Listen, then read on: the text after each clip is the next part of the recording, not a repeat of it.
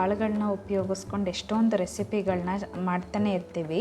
ಇವತ್ತು ಅದೇ ರೀತಿ ಕಡಲೆಕಾಳನ್ನ ಉಪಯೋಗಿಸ್ಕೊಂಡು ನಾನು ದೋಸೆ, ಚಪಾತಿ, ಇಡ್ಲಿ, ಪೂರಿ, ಅನ್ನ, ಮುದ್ದೆ ಎಲ್ಲದಕ್ಕೂ ಸೆಟ್ ಆಗೋವಂಥ ಒಂದು ಸೈಡ್ ಡಿಶ್ ರೆಸಿಪಿನ ನಿಮ್ಮ ಜೊತೆ ಶೇರ್ ಮಾಡ್ತಾ ಇದ್ದೀನಿ. ಇಲ್ಲಿ ಫಸ್ಟ್ ಒಂದು ಮಿಕ್ಸರ್ ಜಾರ್ಗೆ ಒಂದು 5-6 ಕಾಳು ಮೆಣಸು, 1-2 ಲವಂಗ, 1-2 ಇಂಚಷ್ಟು ಚಕ್ಕೆ ಮತ್ತು ಒಂದು ಸಣ್ಣ ಸ್ಪೂನಲ್ಲಿ 1 ಸ್ಪೂನ್ನಷ್ಟು ಗಸಗಸೆನ ಮಿಕ್ಸರ್ ಜಾರ್ಗೆ ಹಾಕ್ಕೊಂಡಿದ್ದೀನಿ. ಈಗ ಅದಕ್ಕೆ ಬೆಳ್ಳುಳ್ಳಿ, ಕಾಯಿ ತುರಿ, ಈರುಳ್ಳಿ ಮತ್ತು ಟೊಮ್ಯಾಟೊ ಮತ್ತು 1 ಸ್ಪೂನ್ನಷ್ಟು ಕಡಲೆನ ಉಪಯೋಗಿಸ್ಕೊತಾ ಇದ್ದೀನಿ. ಇಲ್ಲಿ ಬೆಳ್ಳುಳ್ಳಿ ಒಂದು ಸ್ವಲ್ಪ ಜಾಸ್ತಿನೇ ಯೂಸ್ ಮಾಡ್ಕೊಳ್ಳಿ, ಟೇಸ್ಟ್ ತುಂಬ ಚೆನ್ನಾಗಾಗತ್ತೆ. ಕಡಲೆ ಜಸ್ಟ್ 1 ಸ್ಪೂನ್ ಹಾಕ್ಕೊಳ್ಳಿ, ಯಾಕೆಂತಂದರೆ ಇದು ಸಾಂಬಾರು ಸ್ವಲ್ಪ ಗಟ್ಟಿ ಬರಲಿ ಅಂತ ಅಂದ್ಬಿಟ್ಟು ಅಷ್ಟೇ. ಉಪ್ಪು ರುಚಿಗೆ ತಕ್ಕಷ್ಟು, ಖಾರದ ಪುಡಿ 1 ಸ್ಪೂನ್ನಷ್ಟು. ಇದಕ್ಕೆ ಒಂದು ಸ್ವಲ್ಪ ನೀರು ಹಾಕ್ಬಿಟ್ಟು ಫುಲ್ ಫೈನ್ ಪೇಸ್ಟು ಮಾಡ್ಕೊಂಡಿದ್ದೀನಿ. ಇದು ಫುಲ್ ನುಣ್ಣಗೆ ರುಬ್ಕೊಂಡಿದ್ದಾದಮೇಲೆ ಒಂದು ಕುಕ್ಕರ್ಗೆ 1 ಸ್ಪೂನ್ನಷ್ಟು ಎಣ್ಣೆ ಹಾಕ್ಕೊತಾ ಇದ್ದೀನಿ. ಅದಕ್ಕೆ 1 ಸ್ಪೂನ್ನಷ್ಟು ಸಾಸಿವೆ ಸ್ವಲ್ಪ ಸಿಡ್ದಾದ್ಮೇಲೆ ಒಂದು ಸ್ವಲ್ಪ ಕರ್ಬೇವಿನ ಸೊಪ್ಪನ್ನ ಹಾಕ್ಕೊತಾ ಇದ್ದೀನಿ.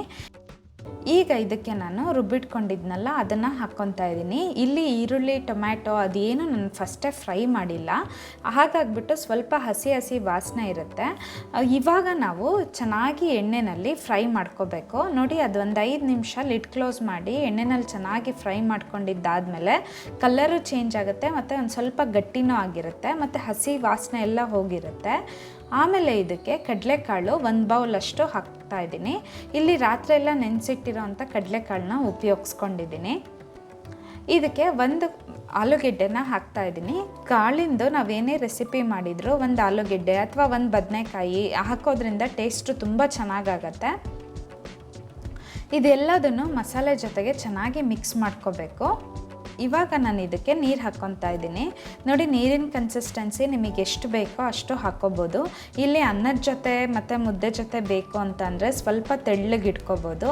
ಇಲ್ಲ ನೀವು ಪೂರಿ, ಚಪಾತಿ ಜೊತೆ ತಿನ್ನೋದಾದರೆ ಒಂದು ಸ್ವಲ್ಪ ಗಟ್ಟಿಗೆ ಇಟ್ಕೊಂಡ್ರೆ ಚೆನ್ನಾಗಾಗತ್ತೆ. ಎಲ್ಲ ಚೆನ್ನಾಗಿ ಮಿಕ್ಸ್ ಮಾಡಾದಮೇಲೆ ಕುಕ್ಕರ್ ಲಿಡ್ ಕ್ಲೋಸ್ ಮಾಡಿ ಇದನ್ನು 1 ವಿಷಲ್ ಕೂಗಿಸ್ಕೋಬೇಕು. ನೋಡಿ, ಫಸ್ಟೇ ಕಡಲೆಕಾಳು ಬೇಯಿಸ್ಕೊಂಡು ಆ ರೀತಿ ಕೂಡ ನೀವು ಮಾಡ್ಕೋಬೋದು, ಅಥವಾ ಈ ರೀತಿ ಡೈರೆಕ್ಟಾಗಿ ಒಗ್ಗರಣೆಗೆ ಎಲ್ಲ ಹಾಕ್ಬಿಟ್ಟು ಕೂಡ ಮಾಡ್ಕೋಬೋದು. ಈ ರೀತಿ ಮಾಡೋದ್ರಿಂದ ಟೈಮ್ ತುಂಬ ಸೇವ್ ಆಗುತ್ತೆ. ವರ್ಕಿಂಗ್ ವುಮೆನ್ ಇದ್ದರೆ ಅಂತೂ ತುಂಬ ಹೆಲ್ಪ್ ಆಗುತ್ತೆ. ಕುಕ್ಕರೆಲ್ಲ ಕೂಗಿ ತಣ್ಣಗಾದ್ಮೇಲೆ ಈಗ ಓಪನ್ ಮಾಡ್ತಾ ಇದ್ದೀನಿ.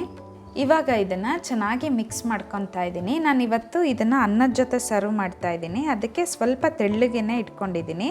ನೆನೆಸ್ಬಿಟ್ಟು ಯೂಸ್ ಮಾಡಿರೋದ್ರಿಂದ ಕಾಳು ಕೂಡ 1 ವಿಷಲ್ಗೆ ಚೆನ್ನಾಗಿ ಬೆಂದಿರುತ್ತೆ.